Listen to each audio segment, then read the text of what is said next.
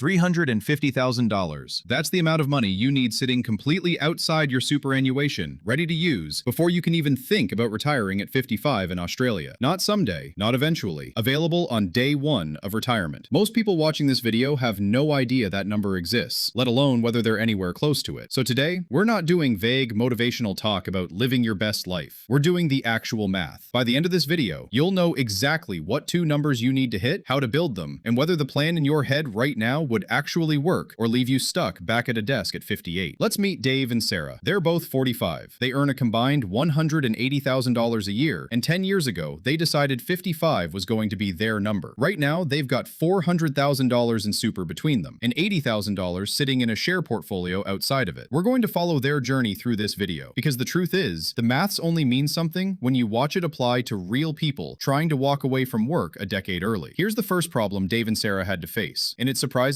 almost everyone. In Australia, you cannot just touch your superannuation the moment you decide you're done working. There's a legal threshold called your preservation age, and if you were born after June 1964, that age is 60, not 55. So even if Dave and Sarah quit on their 55th birthday, their super stays locked for another 5 years. Think of it like a flight ticket that doesn't activate until you've already been sitting at the gate for 5 years. That gap is why so many early retirement dreams quietly fall apart. People assume super works like an American 401k, where certain early access rules exist. Australian super is stricter than that. It's locked until you meet a legal condition of release, and turning 55 alone doesn't get you there anymore. So the real question becomes, what do you live on for those 5 years? This is where the strategy actually starts, and it's the part most videos skip completely. To answer that, we need to know what enough actually looks like, because that number changes everything downstream. The Association of Superannuation Funds of Australia, or ASFA, publishes a yearly benchmark called the Retirement Standard, and it splits lifestyles into two tiers. A modest lifestyle covers the basics with almost nothing left for extras. A comfortable lifestyle covers private health cover, a decent car, and the occasional overseas trip without financial stress. As of the most recent figures, a comfortable lifestyle costs a couple around $70,000 a year, and a single person around $50,000. Quick note here, because this trips a lot of people up. Every time you hear a couple figure in this video, that's combined for two people. And every time you hear a single figure, that's for one person living alone. So keep whichever applies to you in mind as we go. Also worth saying clearly, these ASFA numbers and the contribution caps we're about to cover are current as of 2026 and get revised periodically. So before you make any real decisions, check the latest figures on the ASFA or ATO website. Now, stretch that number across a longer retirement. Retiring at 55 instead of 65 doesn't just mean 10 extra years of freedom. It means your money potentially has to stretch across 35 or 40 years instead of 25. That's the part that quietly breaks most people's plans. They calculate what they need for a normal length retirement and never adjust for the fact that theirs is starting a full decade early. This is exactly the gap Dave and Sarah had to plan around, and it's why they split their entire strategy into two separate buckets. Bucket 1 is the bridge, money sitting outside super that covers the years between 55 and 60. Bucket 2 is superannuation itself, left untouched and compounding until it's legally accessible. For a couple wanting that comfortable $70,000 lifestyle, the bridge bucket needs to hold somewhere around $350,000 in accessible assets, shares, savings, or investment equity, sitting completely separate from super. That number alone stops most people cold, because the majority of Australians have almost all their wealth locked inside super and almost nothing liquid sitting outside it. Quick pause, because I want to ask you something before we go further. Where do you actually stand right now? If you're watching this and thinking, I'm nowhere near that, drop a comment with your age and where your super sits today. You are absolutely not alone. Most people are behind on this, and the rest of this video is specifically for you too, not just people already ahead of schedule. The strategy coming up works whether you're starting at 30, 40, or 50. Now for bucket 2, the superannuation side, because this is where compounding either becomes your best friend or your biggest regret. If Dave and Sarah want to draw a comfortable income from age 60 for another 30 years, most planners would put their target super balance somewhere between $1,200,000 and $1,800,000 combined. That range shifts depending on whether they'll ever qualify for any age pension support. And realistically, retiring this early with a solid super balance, they won't qualify for years, sometimes over a decade, because the assets test locks them out. In plain terms, if you retire at 55, you are self-funding your entire retirement alone for at least the first 10 years. No safety net, which is exactly why getting this number right matters so much. So how do Dave and Sarah actually close that gap? The single biggest lever is salary sacrificing into super, essentially the Australian version of maxing out contributions the way way Americans push toward their 401k or IRA limits. Right now, the concessional contributions cap sits at $30,000 a year, which includes the mandatory employer contribution, currently 11.5% of salary, and legislated to rise to 12% soon. Here's the part that changes everything. If Dave and Sarah each salary sacrifice an extra $5,000 a year, taxed at just 15% inside Super instead of their marginal tax rate, that single decision, compounded over 10 years, can add several $100,000 to their combined balance. Not from working harder, from redirecting money that was going to be taxed heavily anyway. Next comes something almost nobody thinks about after their 20s, and that's investment strategy inside the fund itself. Most people set their Super to the default balanced option once, in their first job, and never touch it again for the rest of their working life. If your goal is retiring at 55, you likely need a growth or high growth option through most of your career, only easing into something more conservative in the final 5 to 7 years before you retire. Here's the number that matters. A balanced option averaging around 6% a year versus a growth option averaging around 8% a year, compounded over 2 or 3 decades, isn't a small gap. It's often the exact difference between retiring at 55 and being forced to work until 62 just to catch up. The third piece is the one people love to ignore because it feels less exciting than Super. It's building real wealth outside of it. This is the bridge fund we talked about earlier, and it has to be built deliberately, not left as an afterthought. Some people use an investment property, letting rental income carry them through the gap years. Others prefer a straightforward share portfolio paying franked dividends. Either way, the goal is identical. Build a second pool of money that isn't locked behind a preservation age, because without it, none of this plan works, no matter how large your Super balance eventually grows. So let's check back in on Dave and Sarah, because this is where their 10-year plan actually pays off. They commit to salary sacrificing an extra $15,000 combined every year, and their Super grows at a conservative 7% average annual return. By age 55, their combined Super balance sits well above $1,200,000. At the same time, they redirect $20,000 a year into their outside share portfolio, and by 55, that bucket has grown to roughly $350,000. That's not luck, and it's not some rare outcome. That's 10 years of consistent, boring, unglamorous decisions compounding into freedom. It's the difference between people who talk about retiring early and people who actually do it. Before we wrap up their story, one honest warning. None of this works without planning for risk, because the biggest threat to an early retirement plan usually isn't a bad year in the market, it's an unexpected life event. A health scare, a market downturn timed right at the moment you retire, sometimes called sequence of returns risk, or needing to support adult kids longer than expected. This is why most planners suggest building a buffer above your target, generally an extra 10 to 15% beyond what you've calculated, so one bad stretch doesn't unravel a decade of careful work. So where does this leave you? Whether you're exactly like Dave and Sarah or nowhere close to their starting point yet, the real target isn't one single number, it's two working together. Roughly $300,000 to $350,000 in accessible wealth outside Super to bridge the years between 55 and 60, and somewhere between $1,200,000 and $1,800,000 inside Super to fund the decades after that, depending on your lifestyle and how long you expect to live. Getting there means maximizing your concessional contributions every single year, choosing an investment option aggressive enough to actually build wealth instead of just protecting it, and starting your outside Super bridge fund today, not 5 years before you plan to walk away. Retiring at 55 in Australia is absolutely achievable, but it is not passive, and it is not an accident. It happens because someone sat down at 30 or 40 or even 50, ran numbers like the ones you just heard, and decided their future self mattered more than a slightly bigger grocery budget today. So take these two numbers and actually check where you stand. Log into your Super account this week. Check your current balance. Check what investment option you're sitting in. And if you're behind, that's fine. That's most people. Comment below where you're starting from, and I'll help point you toward what to fix first. Because that 55-year-old version of you isn't going to fund itself. You build it. One contribution, one decision, and one disciplined year at a time.